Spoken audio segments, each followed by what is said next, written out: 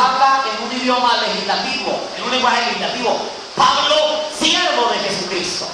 Y luego dice en el libro de Romanos, capítulo 1, verso 16, porque para los romanos era maldito todo el que muriera en una cruz. Y por eso el apóstol Pablo le dice, porque no me avergüenzo del evangelio, porque es poder de Dios para salvación a aquel que cree. ¿Sí ve cómo cambia ahí el lenguaje fino del apóstol Pablo? Y él empieza, Pablo, siervo de Jesucristo. O sea, como que dice, él era un esclavo voluntario de Jesús. Y note algo con lo que sigue él diciendo, llamado a ser apóstol, oiga, apartado para el evangelio que él había prometido antes por sus profetas en las santas escrituras. El apóstol Pablo tenía que hablar un lenguaje legislativo. Él inmediatamente estaba defendiendo ahí su derecho en el evangelio en Roma. Eran los estudiosos. Por eso los griegos tenían una influencia muy fuerte en aquel entonces. Y aquí les voy a hablar acerca del griego tolemaico. El griego tolemaico fue heredado de Platón y Sócrates. Y Platón influenció mucho lo que tuvo que ver a Nerón, a Domiciano, influenció mucho a Constantino en el año 300, influenció mucho también a San Jerónimo. Por eso es que en la Biblia Vulgata, ¿verdad? Nosotros los teólogos no entendemos de dónde San Jerónimo sacó otros versículos más. No sabemos de dónde los tomó. ¿Por qué motivo? Y luego Gregorio el Grande, que fue el primer papa, tenía la influencia de Platón. ¿Cuál era la filosofía de Platón?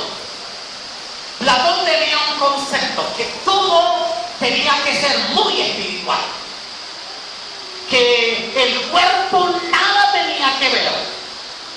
El cuerpo fuera gordo y que al cuerpo había que darle maltrato, que no había ningún problema, pero que todo era espiritual, que el cuerpo se iba a perder y que el alma volvería a Dios. Por eso es que vemos que en la iglesia tradicional o en los sanfranciscanos, ellos cogen y se golpean la espalda. Se golpean la espalda cuando han cometido algún pecado. Y no dejan de golpearse hasta que ellos no estén bien maltratados. ¿Por qué? Por la filosofía o la teología de Platón. Gregorio el Grande, el primer papa, estableció las misas, las penitencias. Usted ha visto que hay gente que se va de aquí a Buga en Semana Santa, se van caminando y se van descalzos. ¿Saben por qué? Porque tienen esa influencia de Platón. Entonces, hay que entender algo, que la Biblia tiene mucha influencia griega. Primero que todo les he enseñado a ustedes de que el griego, ¿a dónde fue que nació? ¿A dónde nació el griego? ¿A dónde?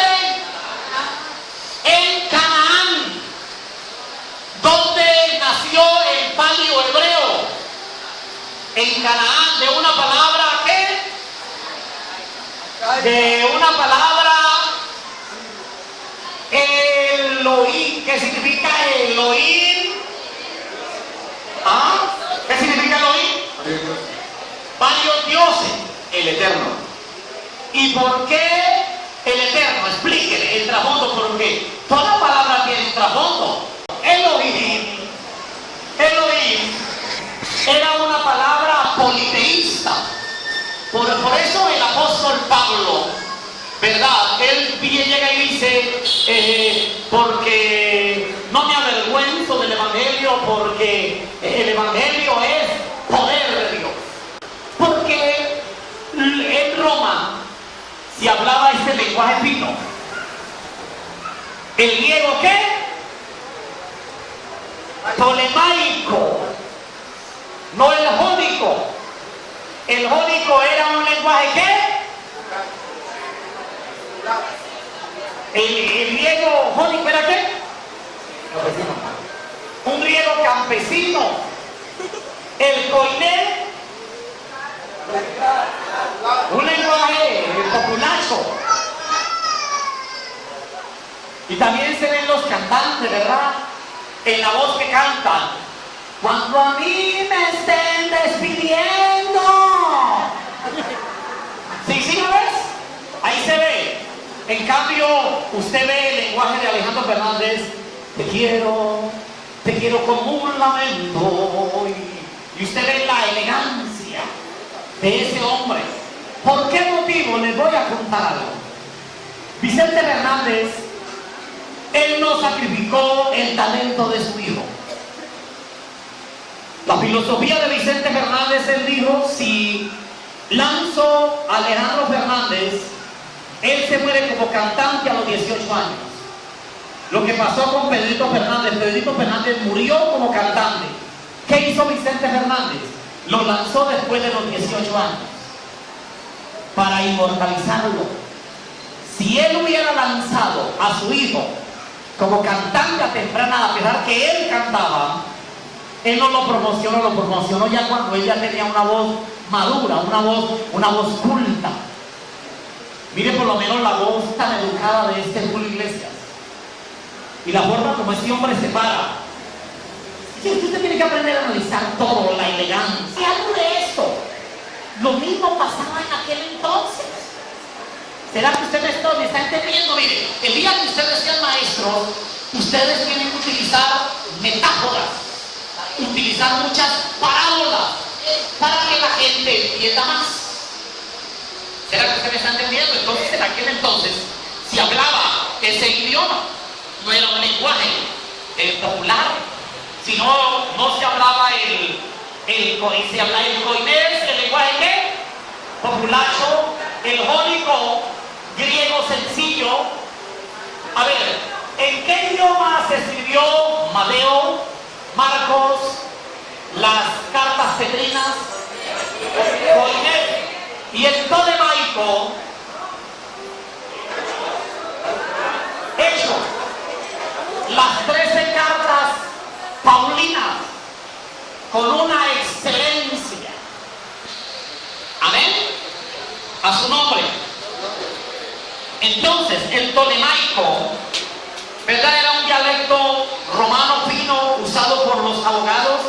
Este dialecto lo hablaba el apóstol Pablo.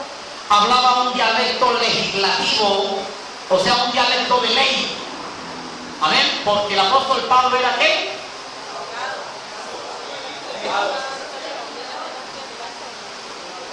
Judas y Santiago hablaban también mucho el koiné, ¿verdad? El koiné, o sea, el lenguaje sencillo. Entonces ustedes tienen que aprender todo esto en el nombre de Jesús. Amén. Ahora, otro griego, el ático, el griego ático, y con esto terminamos. El griego ático, dialecto muy fino y culto. Dialecto muy fino y culto, usado por Platón, Sócrates. Dialecto muy fino y culto, usado por Platón y Sócrates. ¿Por qué motivo? Estos eran grandes filósofos que influenció mucho en el mundo antiguo. Influenció a Constantino, un pensador. Todos sabemos que Constantino era un gran pensador, porque imagínense que él no permitió que su reino se le dividiera, sino que unificó las religiones. Y él hizo un sancocho y cambió la fiesta del sol por la fiesta de ¿qué? Por la Navidad, del nacimiento de Jesús. Era un hombre pensador. Dios, no vamos a perseguir más los cristianos, porque en el año 90 Domiciano como había una crisis en Roma, Domiciano fue el emperador después de Nerón. Había una crisis en Roma política y financiera. ¿Sabe algo que dijo Domiciano por tratar de tapar la crisis en la que estaba? Lo mismo que está haciendo este sinvergüenza de Venezuela, Maduro. Este hombre, no hay comida, no tienen papel, no saben qué hacer. Entonces, por distraer, ¿verdad?, el problema que tiene interno, empezó a expulsar a los colombianos y a tratarlos de paramilitares, a tratarlos de guerrilleros y qué sé yo. O sea, por tratar de ocultar. Lo mismo que hizo Nerón. Nerón, por tratar de tapar, ¿verdad?, el fracaso en el que él estaba, que se le quemaron 10 barrios de Roma, dijo: no, ahora ataquemos a Israel, a Jerusalén, destruyámoslo. Eso fue lo que pasó. Entonces, allí se hablaba un lenguaje como un griego ático, muy fino, de pensadores. Y anota esto, por favor, porque el tiempo se nos fue. Constantino, un gran pensador, al unificar las religiones en una sola. San Jerónimo también tomó esta como tesis. Gregorio el Grande, el primer papa, año 612 después de Cristo, tomó parte de la filosofía de Platón. Tomó parte de la filosofía de Platón. Y vuelvo a repetirles, Platón no se preocupaba tanto por el cuerpo. Él se preocupaba era por el alma. Y Gregorio el Grande, ¿verdad?, San Jerónimo, Constantino y Gregorio el Grande tomaron esa filosofía de Platón. Entonces ahí es donde vemos que ellos se maltratan. Pero ese lenguaje que hablaba Sócrates era un lenguaje de poeta. Ya era un lenguaje muy diferente. Pues por lo menos Dios me ha dado la oportunidad de hablar con gente muy educada, gente muy culta. Como también he hablado con mucha gente del populacho, ¿verdad? Y también gente no tan popular, como vemos hoy en día. Entonces, vamos a mirar algo. Voy a hacer unas 2 o 3 preguntas. A ver, aquí el hombre que le gusta preguntar. A ver, ¿en qué griego se escribió Mateo, Marcos, las cartas petrinas, Apocalipsis y Juan? En griego koine. ¿Por qué? Porque era un lenguaje que hablaba la gente común y corriente. Sí, la gente del común, del común. Ahora, pastora, ¿en qué griego se escribió el libro de Lucas, las 13 cartas petrinas?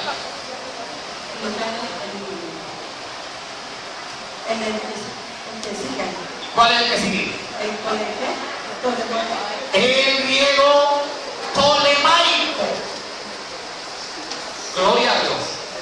Esto es muy bueno. Si ven cómo se escribió la palabra, el griego, a ver, por acá hablan del griego ático. A ver, sierva. Pasa, pero por acá sí me responden. El ático es un lenguaje muy seleccionado, o sea, muy fino. A ver, sierva. Bueno, pasa. Por acá, usted que es buen estudioso. Háblame acerca del griego ático. Es un dialecto de poeta que lo usó Platón. O sea, la educación. ¿A qué alude esto? Miren, cuando ustedes sean predicadores, cuando usted los invite, o sea, usted tiene que mirar el panorama, ¿no?, del lugar donde usted lo invita. Por lo menos mi forma de predicar en este lugar es muy diferente, pero si a mí me invitan a predicar a un lugar exclusivo, ¿sabe algo? Yo sé qué dialecto debo de usar. ¿Será que usted me está entendiendo? No puedo utilizar términos que utilizo con ustedes, con los cuales yo tengo confianza. Entonces, usted tiene que analizar Por eso es importante para aprender, para tener un excelente léxico. Anote esto por favor y se lo voy a colocar como tarea. Diga, pastor, voy a hacer esa tarea. No, a ver, ¿cuántos se comprometen a hacer esa tarea todos los días? Se van a aprender una palabra nueva todos los días. ¿Qué van a hacer? Se van a aprender una palabra ¿qué? Nueva todos los días. ¿Por qué una palabra nueva? Para que su léxico sea enriquecido. Anoten esto por favor y con esto lo vamos a despedir. El lenguaje hebreo tiene 22,000 palabras.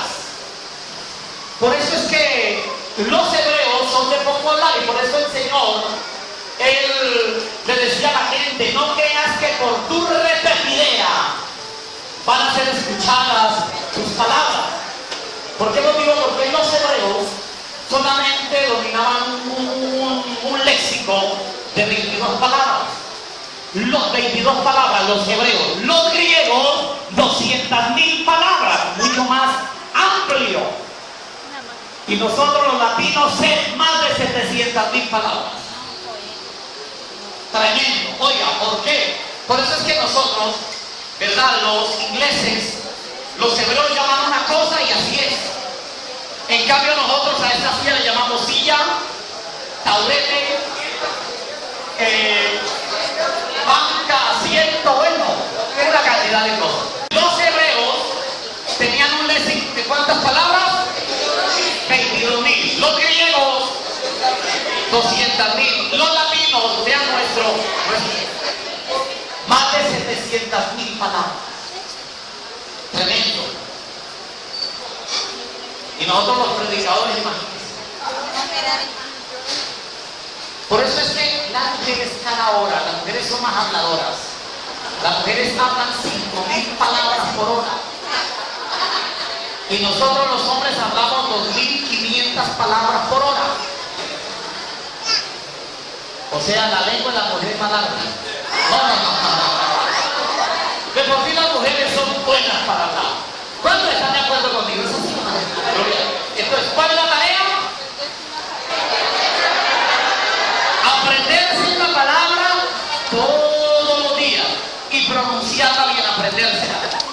Para la clase de homilética, escúcheme cuando empecemos la clase homilética, aprendan. ¿Ustedes quieren memorizar bastante? Cuando vayan en el bus, vayan leyendo. Para desarrollar la sabiduría, cuando entre comillas, no tener la cabeza quieta. Si yo me pongo a hacer ejercicio todos los días, 1, 2, 3, ¿qué me va a salir? Músculo. La persona que lee mucho es una persona que aprende mucho, que tiene mucho para dar.